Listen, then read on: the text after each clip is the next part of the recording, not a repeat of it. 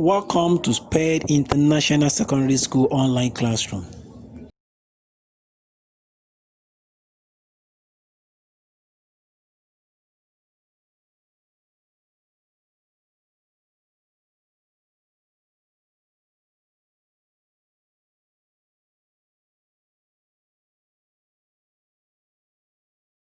Good day, class.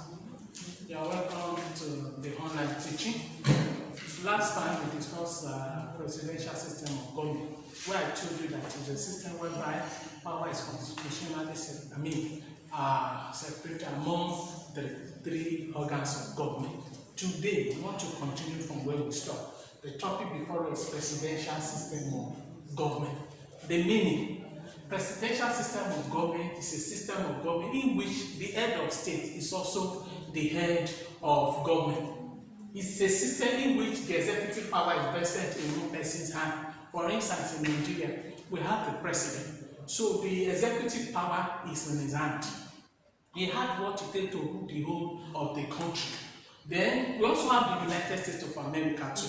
They also practice the presidential system of government. So the president has the constitutional backing to rule the whole country, just like we have in Nigeria. Now, what are the characteristics? What are the features of presidential system of government? One, the head of state is also the head of government. In the case of Nigeria, President Muhammadu Buhari is the head of government and is also the head of the state. The 36 state plus FCT capital in Nigeria. Also, the executive president, that's the second characteristic, is popularly elected in a general election. So the electorate come out in emas and the day that is specified for the country for a general, like in 2023 now, we'll be having another random general election. So we'll be having, we have the mandate of the whole electorate to rule the whole country. Thirdly, the president can only be removed through impeachment. The president through impeachment, that is, if supported by the 2/3 of the house, the both houses, the House of Representatives and the House of Senate. That is when the 2/3 of the houses agree, then he or she can be impeached. Now, the fourth one, the parliament is bicameral in nature. We have the House of Senate and we have the House of Representatives. In other words, two houses make laws for such a country where presidential system of government is being practiced. So Nigeria is a typical example of the United States of America. So they have bicameral legislature. So the two houses, the parliament, the houses that make law, decide. So before the president endorses it, then it becomes a law in any country that they are practicing presidential system of government. Then another one, there is supremacy of the constitution. That means nobody is above the law. In fact, the lawmakers also have to subject themselves to the law of the country. So if the constitution is supreme, it's above everyone. No one can dare the law. And that's the reason why, if at any point in time, any citizen head, maybe at the federal level, at the state level, or at the local government, such a person will be brought to book because they have to follow the procedure of what the law says about this particular crime this person has committed. Then, fourthly, there is, I've said it then, we'll now move to the merits now. We are done with the characteristics.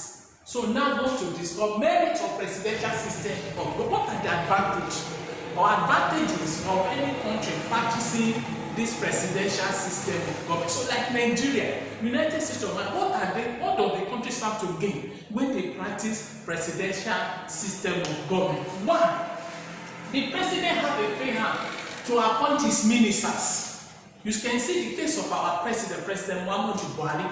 He appointed the minister outside even his political party, and nobody can question it. So that is what the executive president has given. The constitution has given him the backing. So he can appoint anybody, have free hand to appoint anybody as his ministers. Secondly, Another advantage of merit is there's check and balance. Very, very effective in presidential system. There is check and balance. In such a way, since we have 3 organs of government, we have the executive, we have the legislature, and we have the judiciary. So these 3 organs of government, they are like watchdogs on one another. So the excesses of the legislature will be curtailed by the executive arm of government, while the excesses of the parliament can also be curtailed by the judiciary. And you know the judiciary, they are the one that help to interpret the law. So they make it applicable to individual persons in the court of law. So the law bodies are not the law. So they have to check on one another. Then another merit is that the president is popularly elected. He or she must be popularly elected. That the majority that can vote, that has what it takes, they are eligible to vote. Yeah, let me use that. They are eligible to that. They fulfill the criteria. They are not 18 years of age, and they are sent to vote. Such people will have they will cast their vote to vote. Like President Muhammadu Buhari, he was popularly elected. Then another advantage is that power are distinctly separated. As in, the president, as a member of the executive arm of government, has his own power. By constitutionally, he has it. Then the legislature, the lawmaker, they have also their constitutional power. Then we have the judiciary, we also have their constitutional backing. So their function is separated. They are distinct. There is no fusion. Like we have a unitary system of government, where the head of government takes charge of practically everything. In fact, power comes from the center to all other components. But in presidential system of government, it is never so. Each and everyone knows their boundary. And like I told you, their excesses can be checked from one another. Then another merit or advantage is that there is effective performance of each of the organs of government. That means the executive arm of government know that they implement the law made by the legislators. We have the legislature, they make the law. The executive, they implement it. The judiciary, they try to explain it and apply the law to. So you can see, so the law will be effective. So unlike in unitary, when the head of government will be loaded with a lot of responsibility. So at the end of the day, the workload will be so much at the center, so there will be effectiveness. But in presidential system of government, there will be effectiveness in terms of the performance of the arms of government. Then the last one under the merit is democratic. Presidential system of government is democratic in such a way that the majority rule. The majority rule. The majority rule. Unlike in unitary system, few people will be ruling, while the majority may be oppressed. So that's why unitary system is likely to be dictatorial. But in presidential system, majority rule, as in the case of Nigeria and the United States of America. Let's now move to the merit of presidential system of government. What are the disadvantages of practicing this system of government? One, delay in the execution of programs. Delay in the execution, of programs. Even in policy making.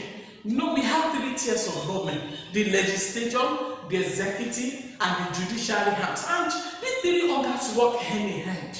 I told you before any law can come up, the legislature will have to deliberate both houses. Then they will take it to the president, he will endorse it. Then after the endorsement, then the executive, the judiciary hands of government, we have to explain it and apply the law. So they can be delayed.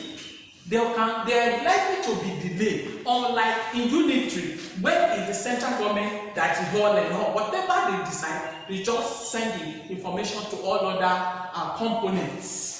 Then another demerit is impeachment process may be difficult. In presidential system of government, to impeach the president, very, very difficult. It's not an easy task. And that is why you unlikely to hear a president, a presidential candidate, a president that's already in power, being impeached. The procedure is cumbersome. it can be not likely to be in a presidential system of government. Then surely there is no security of tenure for the ministers. Like we have the Minister for Education, the Minister for Science and Technology, the Minister for Science and Technology, the Minister for Youth and Sport and all of that. So all these ministers can be removed. They don't have security of office. The president can terminate their appointment at any point in time. They don't need any procedure whatsoever. So the ministers, they don't have security of tenure of office. Then another demerit is lobbying is common. Lobbying is common in presidential system of government. So that means for any decision and action to be able to be arrived at the presidential system of government, there will be lobbying.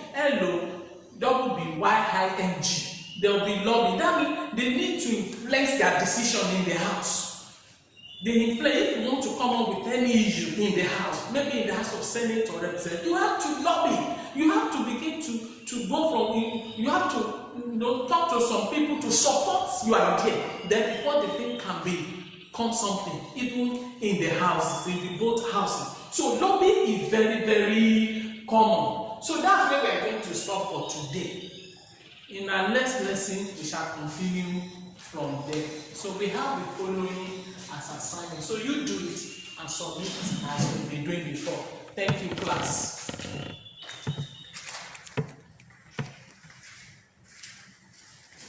Our teacher does.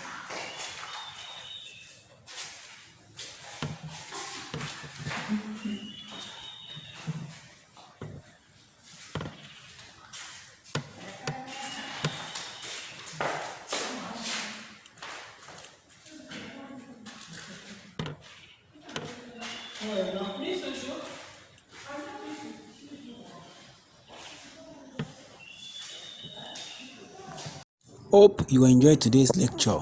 Stay home and stay safe.